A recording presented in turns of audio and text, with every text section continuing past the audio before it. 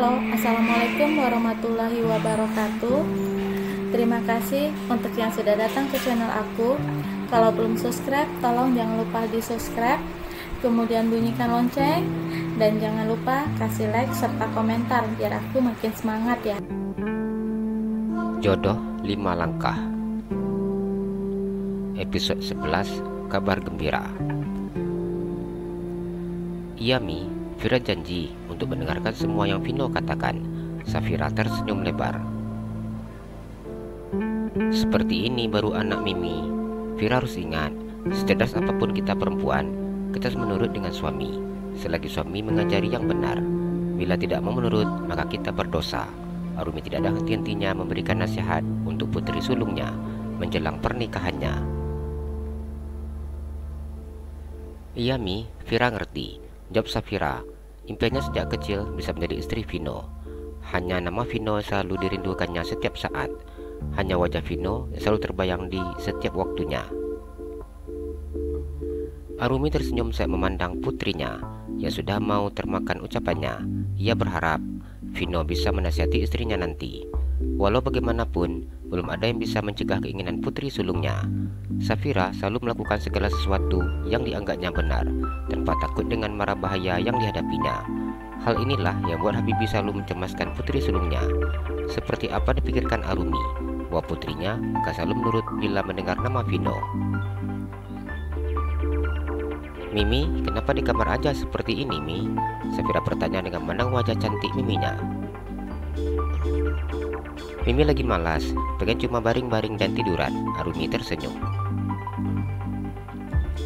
Mimi tidak biasanya seperti ini. Safira mengerutkan keningnya.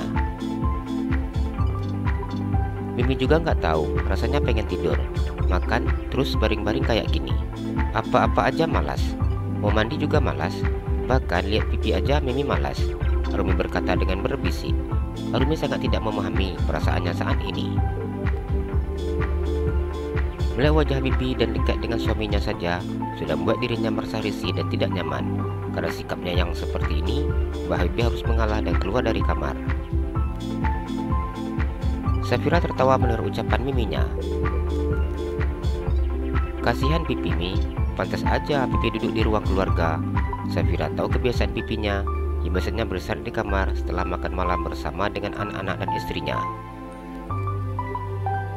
Mimi juga nggak tahu kenapa Mimi seperti ini. Apa karena faktor umur ya?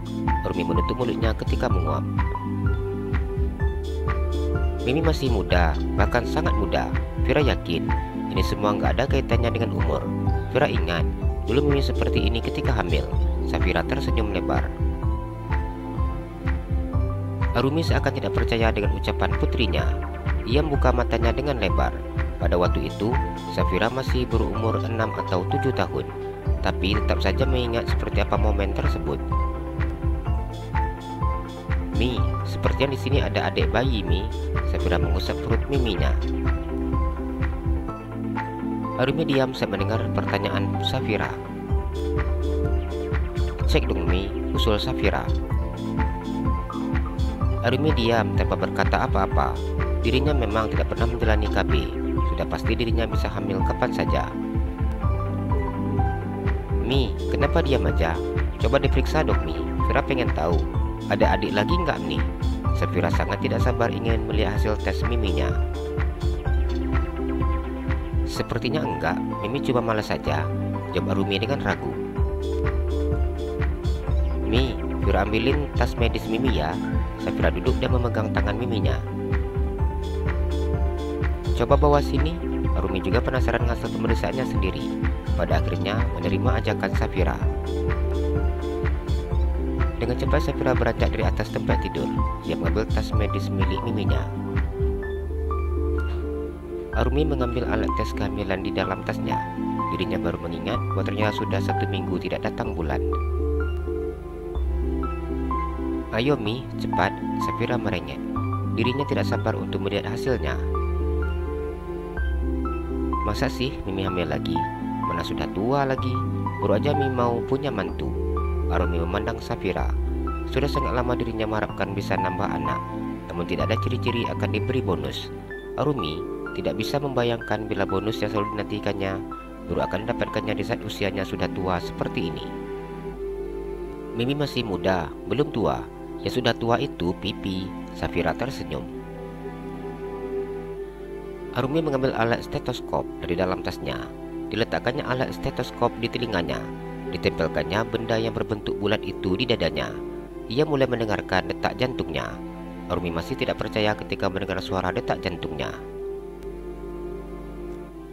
Safira mengambil alat yang ada di telinga Miminya. Ia mulai mendengarkan detak jantung Miminya. Lebih cepat nih dari detak jantung manusia normal, Mi. Ini artinya ada adik. Safira tersenyum lebar. Arumi begitu sangat senang ketika mendengar apa yang disampaikan oleh Safira. Mimi mau coba periksa dulu ya pakai ini. Arumi mengangkat alat tes kehamilan yang dipegangnya. Meskipun sudah yakin bahwa dirinya hamil, namun Arumi ingin menunjukkan kepada suaminya hasil dari tesnya. "Iya Mi, Vira tungguin," jawab Safira. Arumi pergi ke kamar mandi dengan bawa tes pack.